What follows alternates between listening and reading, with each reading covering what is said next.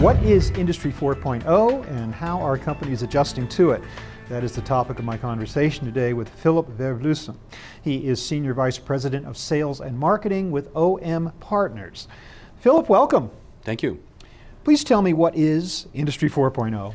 Well, I think there's a lot of interpretations for what is Industry 4.0. In our context of supply chain, I can boil it down to a number of words. One is connectivity.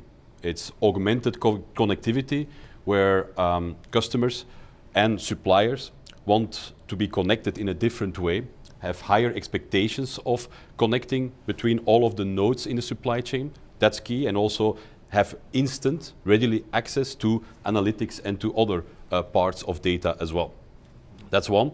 Two, it's embedding the right balance of artificial intelligence and machine learning on the one hand, and on the other hand, also still the right human touch and the right level of human intervention in there, and see how the digital shakeout works with that.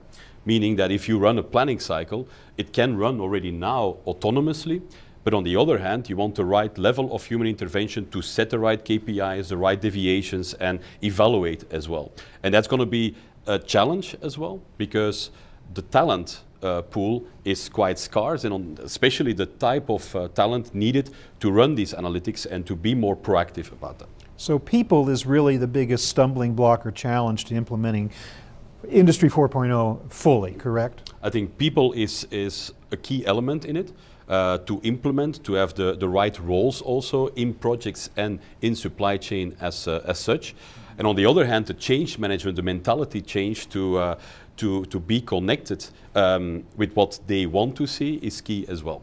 Are there internal challenges as well as with external customers? We hear often about this idea of corporate silos, keeping different functions from collaborating internally in order to reach these goals that you're talking about. Yep. Is that an issue? It's an issue as well, indeed.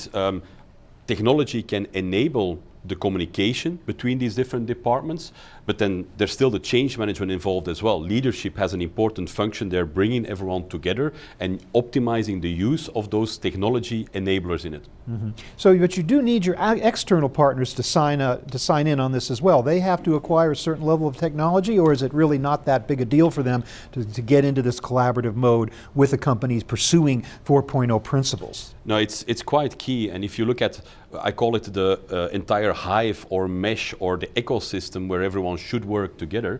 You have, of course, the security levels, which I think has been smoothed out quite a bit by the cloud systems that are provided.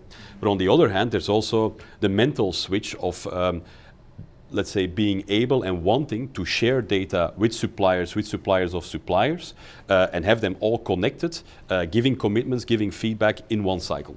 But you know, Philip, these are goals that we have been talking about for decades. Mm-hmm. We've been talking about the need for connectivity, for real-time response, for collaboration throughout the supply chain since I could remember it, right. Well before I came on the scene, or you did either for that matter. What has kept it from happening up to now, and why can it begin to happen now? Well, I think the need is different now. The response rate is much higher. You have, for example, on the one hand, kind of the contrast between individualization and the requirements and the demands from the Walmarts and so forth to individualize, to be hyper flexible. And on the other hand, also standardization from a process point of view and from a technology point of view to enable it and to be able to do so. Can you talk about the differences in progress toward Industry 4.0 in particular industries? Which ones are leading and which ones are lagging? Yeah, I believe there's quite some differences between different verticals. I would segregate that in two main groups of verticals. On the one hand, it's what we call the semi-process vertical. That includes chemicals, pharma, consumer goods and food. And on the other hand, you have what we call mill products. That includes industries like paper packaging, like metals, like floor covering. And I see a big difference between those two groups of industries on the adoption of Industry 4.0 principles, but also on their nature a little bit in modeling, in optimization and so forth. On the one hand, for example, take the floor covering as example. Historically, they were very manufacturing driven, so also profiles involved in the projects are typically experts in manufacturing, but don't need to look further than 3-4 days out. So the need to be more proactive and to create real value chains isn't really there.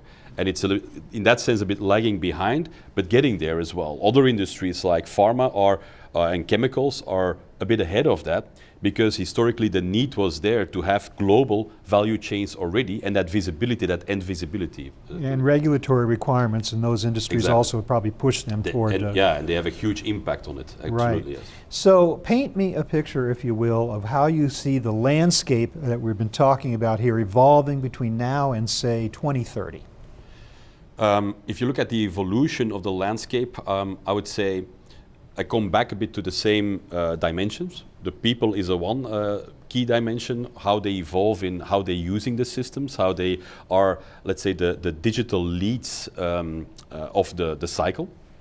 On the one hand, you have the data and the volume of data and the value of data as well. It's key with the increase of volume of data to segregate what has value and what has not. The value, for example, to drive the sensing and to do something then with the sensed data.